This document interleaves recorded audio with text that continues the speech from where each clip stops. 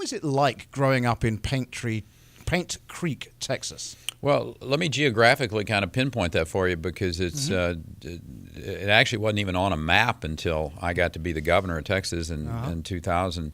And now it's, if you go down the eastern panhandle of Texas and hit the Red River and count 4 counties down, and those are each about 30 miles in width there. So about 120 miles or so. And that is, if you looked at the Texas map, you'd call it north central Texas. Now, everything west of Fort Worth is referred to as West Texas, of course, but 200 miles west of Fort Worth, and 60 miles north of Abilene, 16 miles from the closest place that had a post office was the little community of Paint Creek, and we lived about, probably 4 or 5 miles away from the actual school that would pinpoint what would be called the community of Paint Creek. There was no entity there other than a school and 2 churches, a Methodist and a Baptist, your choice. So that is where Paint Creek was, and it was very close-knit, very small number of people. I want to say 110, 120 kids, grades 1 through 12, Methodist church, Baptist church, as I shared with you, and I'll give you an example of some of the teachers lived around the school. Boy Scouts in school was kind of what my life was, and 4-H, showing club cabs. That was in the 50s. I was born in 1950, of course, so the late 50s and 60s were there in Paint Creek. So Boy Scouts, working towards getting an Eagle Scout. Which you did in your teens. I did in 1964. And actually it was one of the first times I ever left Texas to go to any place of note. And the National Jamboree was in Valley Forge, Pennsylvania at that particular point in time. I think around 40,000 Boy Scouts from across America came together, and one of the first, if not the first times I was ever on a commercial airline was as we flew out of there and went to Philadelphia, went to see the Liberty Bell, and we went to Washington to meet our congressman. And if you'll recall, in 1960, you may not even have been born in 1964, but the World's Fair was going on in New York City, and we took a side trip up there. So that was quite a eye-opener for a young boy who grew up in Paint Creek, Texas. So, quite a first trip out of the state. Yeah, and so that kind of gives you a little blush of my life was very quiet, very pedestrian, very monolithic from the standpoint of the people I was around, and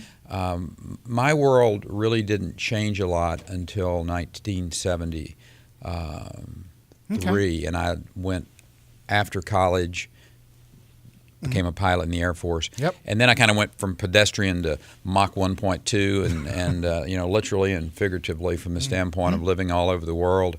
And being exposed to a lot of different cultures, a lot of different governments, a lot of different people.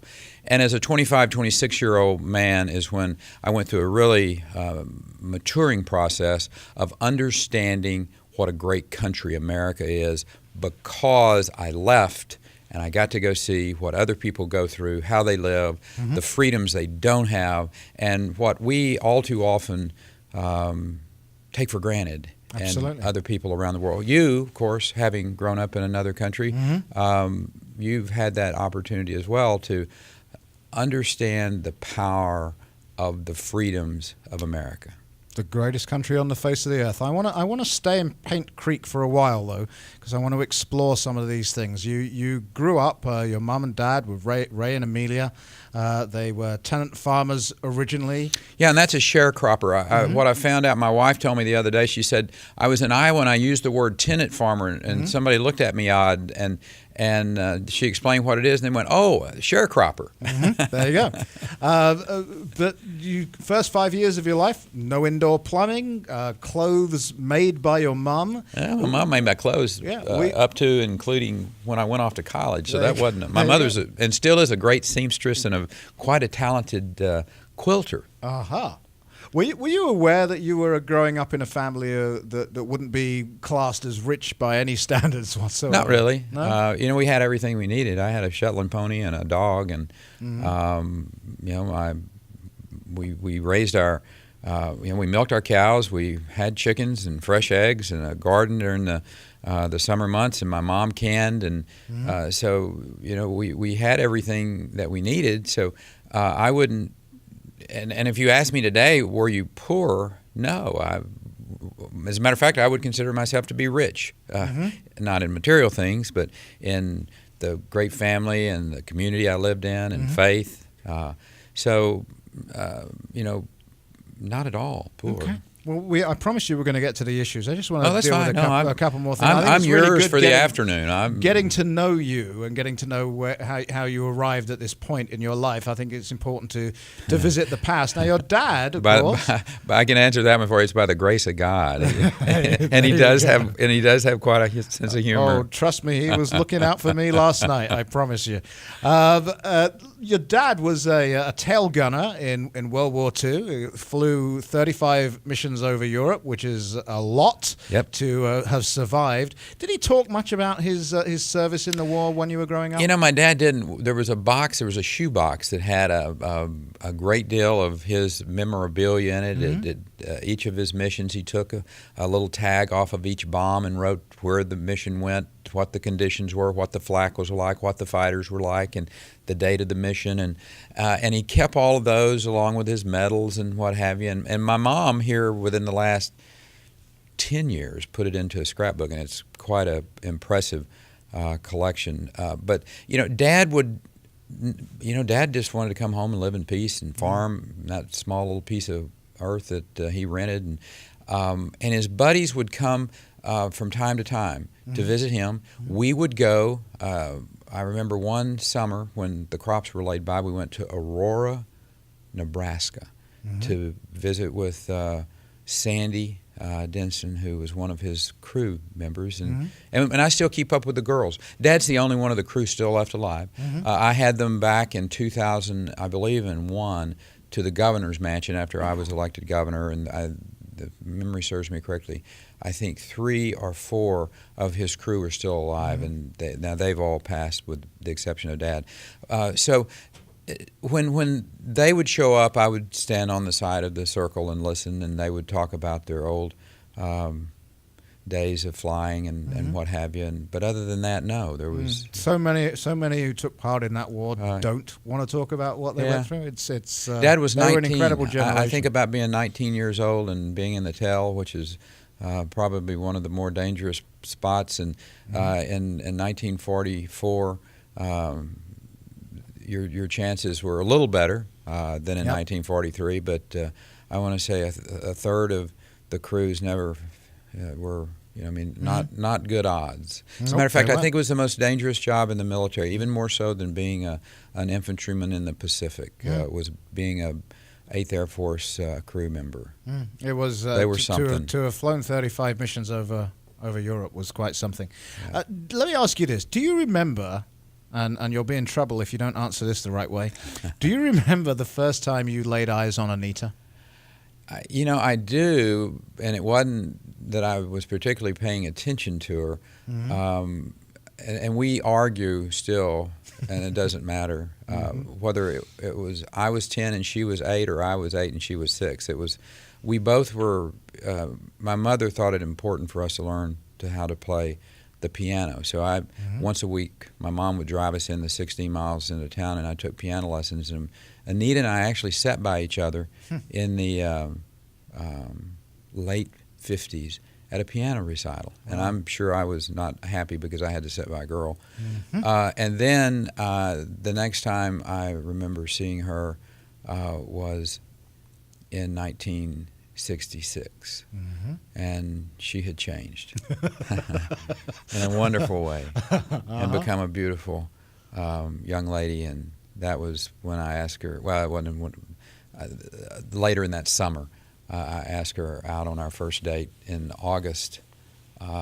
It took a few months to get the courage. Yeah, and then, it was 16 years later before she ever agreed to marry me. So it was, we had a wonderful courtship. It was lengthy, and a lot of times because you've been long married distance. a long. You've been married a long 29 time. years. Right, you've been married. Yeah, 29 so 45 years. years we've been either dating or married. She is an incredible lady. I know you all, and a lot of people in Iowa have gotten to see her and know her. And her, a great heart, a great mother, wonderful wife, and my best friend. Can't be bad. Well, Nope. I don't think you're in trouble after that. What would you say was the greatest moment of joy in your life, sir? The first time that doctor handed Griffin Perry to me, and let me share with you why. Not just because he was our firstborn, but Nita was in labor for 40 hours. Wow. And her dad's a physician. She was the director of nurses at the hospital. We were living in the little town of Haskell, which was where she grew up, and population 3,500 to 4,000. And so she had a very difficult delivery, and it was a weekend, and the anesthesiologist couldn't come, and her father literally said, if we don't get her out of here to Abilene, I'm afraid we're going to lose the baby and her. So not words you want to hear. Nope. As your the woman you love and your firstborn is being there. So they were transported, we were transported, me and the ambulance with them to Abilene. And this great doctor, Richard Stanley, I'll never forget his name, a very talented OBGYN, delivered Griffin and handed it to him. And the baby was perfect. I mean, he had been in the birth canal for all these many hours and just the stress. And it just a pink and perfect baby, and I went, holy mackerel! I said, I expected him to be all bruised up and what have you. And Dr. Stanley looked at me and he said, "This isn't my first rodeo." I'm going to say we are videoing this interview, and you telling that story, your face just lit up. You can see it in your face when I asked about your moment of joy. It's written all over your face. When Sydney came along, and we were, we were blessed to have this second child, and anyway, those. Then your old hands, less photographs, less worry. I'm not sure, but she was certainly an easier to bring into the world, and yes. so. And then harder for Dad, of course, to raise. Well, as I told her, I said she's making up for it now. 25-year-old beautiful young lady, though. She's a real blessing, and they both are. So sure. we've had growing up and being the children of the governor of Texas is can't be easy. I mean, there's always people watching you. I remember Jenna and Barbara Bush, who were just great kids, and they they don't choose their parents, and this gets kind of dumped on them. Sure. But I'm always greatly respectful of young men and women who grow up the children of either celebrities or political individuals, and mine have been very gracious, and I told them both when they got to be 21, I said, I'm so proud of you that you both made it to 21 without getting your picture on the front page of the paper in a way that would excellent. Wonderful. Embarrass you. We're talking to Rick Perry, the governor of Texas. You can join first of all, let's specifically talk about Congress. You've made a point of saying you want to cut their pay in half, send them home. I don't think there's anyone within the sound of my voice that would have any kind of problem with that. But can the president actually do that? I think you can be a catalyst for a number of things, and the two most important issues that face this country is obviously our economy and what Congress and the president have done to drive this country to the brink of bankruptcy from an economic standpoint. And the other is just the absolute loss of confidence in Washington, D.C. Whether you're just a private citizen, whether you're a mom or a dad whose child is serving somewhere in the military, and you hear them talking about cutting $500 billion out of an already too slimmed down budget for the military. And so the confidence factor in Washington is the other issue.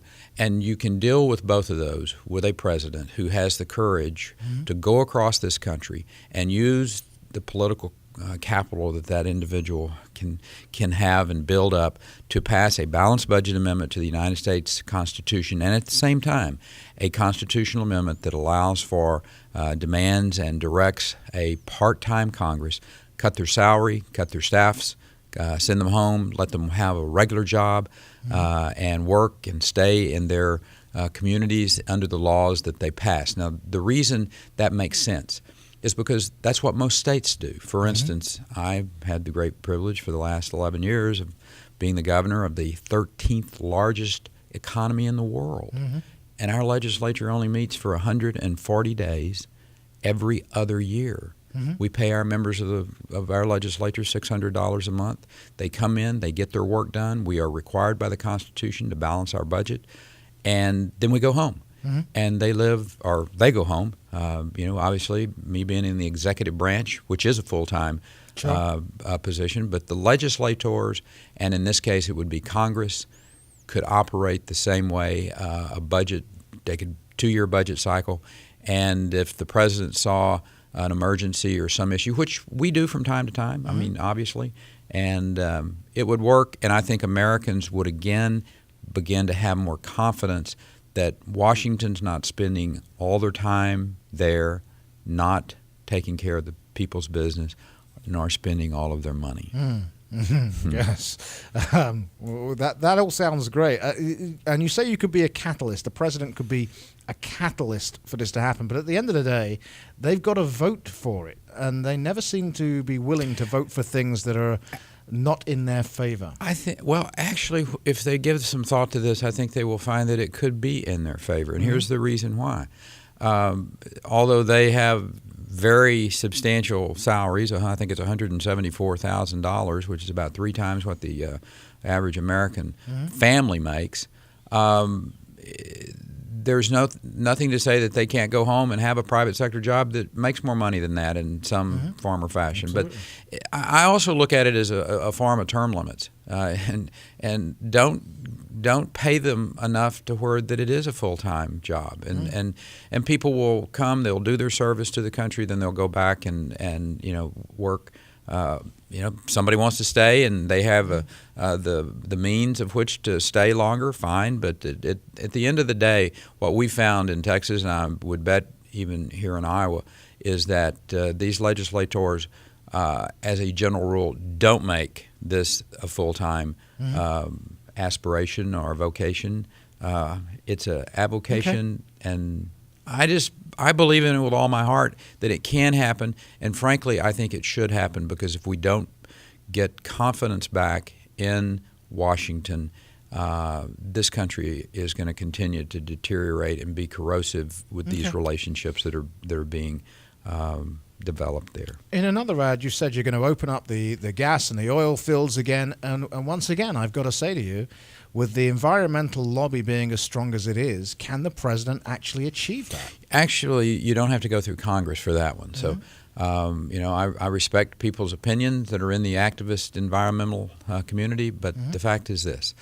We only produce about 8% of the proven reserves that we have in our federal lands and waters. Obviously, there are places we're not going to drill, the Everglades and Yellowstone Park, but we have, huge acreages of proven reserves that the administration refuses to allow us to produce on because they are kowtowing to these activist environmentalists. We need to make America more dependent, or I should say less dependent, on these hostile, in some cases, countries that are holding American hostage because we spend hundreds of billions of dollars a year on foreign oil. We can move ourselves towards energy independence by opening up our federal lands, pulling back these regulations that are job killers. And again, none of that has to go through Congress. It all would depend on a president who has the courage and the forethought to have men and women who share, in my case, my philosophy, towards energy independence and the job creation. And that's the other side of this. It's twofold. Energy independence and obviously the security that comes with that and the jobs that get created. Okay. This XL pipeline is a great example of it, Simon, if I can talk about that real quick. Yeah. Because the president hiding behind I'm going to put this off until after the election. Another just, from my perspective, gross lack of leadership. You're either for this or you're against it. If you're against it, Mr. President, say, here's why I'm against it, and then let that be part of the dialogue during this election cycle. Mm-hmm. And if you're for it, which I am, let's get it done. It's 20,000 jobs. It's oil that in the Western Hemisphere that's coming out of Canada. They're going to not sit on that. They're going to sell it to someone. It's either going to go west to the Chinese or it's going to south to America. I think it makes all the sense in the world. And we've got the question has been about the environmental impact that this oil line going across the Ogallala Aquifer in the Nebraska region somehow or another could be an environmental catastrophe. Mm-hmm. There are oil lines going across that already. This is going to be one of the safest pipelines built in history.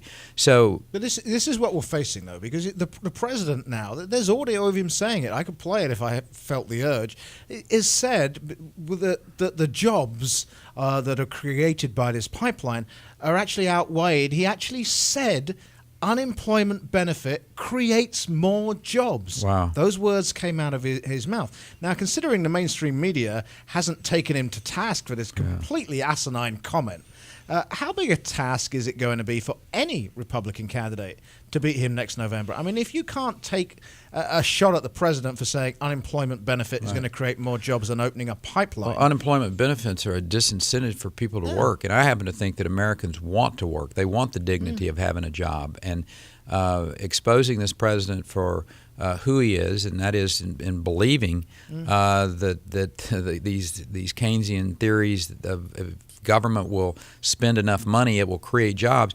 Government cannot create jobs. It can either create an environment where jobs are created or an environment that is prohibited towards private sector entrepreneurs risking their capital and then creating the jobs that create the wealth. Those are the two things that government can do. And I don't know how many times we have to prove this. Frankly, it didn't work in the 30s. It didn't work any time that it's been used before. I would like to see John Maynard Keynes' theory of economics, if they're going to continue to even teach it, for it to be told in our economics classes that this is a theory that has been proven to not work. There you go. We were just talking about oil and energy and independence, and I've got a caller on the line I'd like to bring on with us, and that is Bruce. Bruce, you are on the show with Governor Perry. Thank you, Simon, and Governor Perry, thank you very much. How are you, Bruce? I certainly agree with what you've been talking about drilling in the U.S. and the pipeline across the U.S. I agree with both of those totally. But I would like to get your opinion on the ethanol industry. It's huge here in the state of Iowa, and 84,000 jobs plus. But the subsidies are going away, which we have, not we, the ethanol industry has supported. And I'll give you full disclosure. I work for a corn grower organization. Sure. Okay. Yeah, right, let's let the governor answer. Let me just. I'm an all of the above energy guy. It's not. I'm just because I'm from Texas doesn't mean I'm just oil and gas. And I'm for removing all of these tax credits and doing them at the same time. I know there are folks in the ethanol industry who are like, well, because it's in the tax code that the oil and gas industry get these tax credits. I'm for removing them all at the same time, phasing them out at the same time, so that all forms of energy, whether it's solar, wind, ethanol, any of the other alternative energy sources, oil and gas, nuclear, you name it, none of those get picked as winners or losers from the federal government. Now, if the state of Iowa wants to have a program of which they put a tax credit in place or an incentive in place to increase the use of ethanol in this state or the products that are done here. I am totally in favor of that because we actually did that in Texas on alternative fuels. We had a renewable portfolio piece of legislation that we gave incentives, and the wind energy folks saw that and took great advantage of it, and it's now the reason that we're the number one wind energy producing state. And as Terry Branstad tells me, Iowa's number 2, and be looking over your shoulder. We're going to try to pass you up. And that's the great kind of competition that the states need to be having. It's not the federal government's role. It's not the federal government's role to be picking winners and losers. And I would phase out all of those tax credits, not just for ethanol, but for the oil and gas industry, for wind, for solar, all of them. Okay. And then let the market figure it out. The market is the true place that needs to be decided. Okay. You said, I just want to make sure we get all the topics because the clock's ticking incredibly fast here. You said very clearly you're going to secure our borders within a year of taking office. And in fact, I think that's one of the main reasons that Arizona Sheriff Joe Arpaio has endorsed you. Now, I agree completely with that. But speaking as somebody who came in through the front door, clearly, that before we even try to reform immigration in this country, you've got to do that first. So I'm 100% in agreement with what you say regarding the border. Here's the question, though. What are you going to do after that? Well, after you secure the border, and actually while that year is going on, and putting the boots on the ground and those aviation assets in place, you can secure the border. You can completely and absolutely shut the border down. The border is secure. And now then what are you going to do? That's the implement and carry through on all of the laws that are on the books today. Today, our federal government, and one of the ways, when I'm the President of the United States, you will not see me suing a state like Arizona that is implementing laws that they think are important in their state from the standpoint of immigration. We will not be suing them. As a matter of fact, we will be assisting them.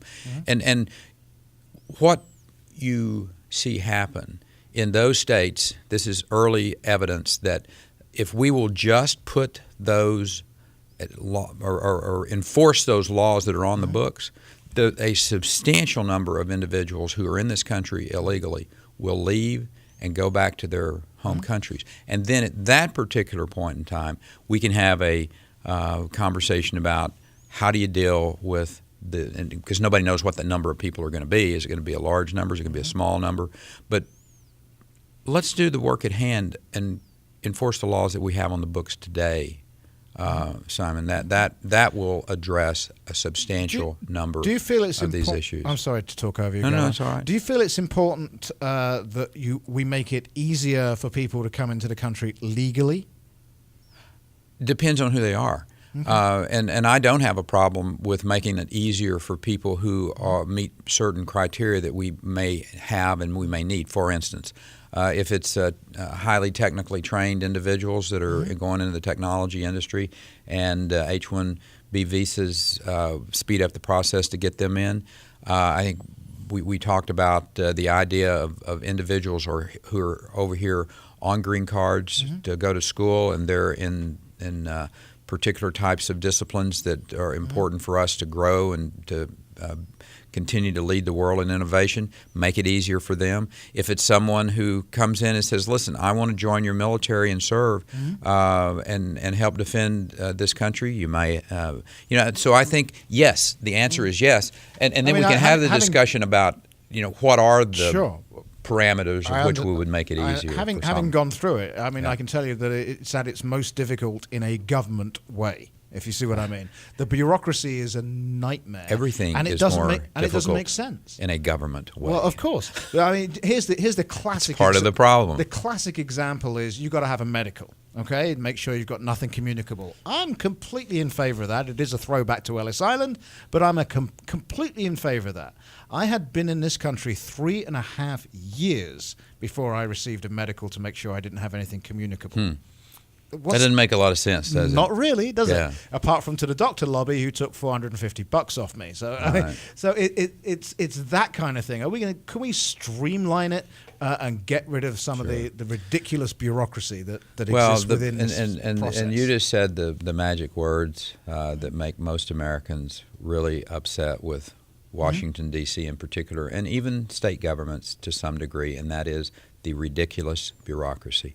There are 10 new regulations a day, according to a congressman that I visited with yesterday in Washington, D.C., as coming out of the EPA alone. 10 new regulations a day. Thousands of regulations that we have to deal with that aren't making our citizens safer, is not making our water cleaner, is not making our air cleaner, or water clearer, air cleaner. And it's the ridiculous regulations, Dodd-Frank banking regulation that's not going to, matter of fact, it's just put into statute this corruption and fraud that we've seen between Washington and Wall Street. We just basically codified it into law. We did. So I've got 2 minutes left, so I want to ask you a couple of quick fire questions. Yep. We were talking about energy. Will you make it easy for us to finally build a refinery? Yes.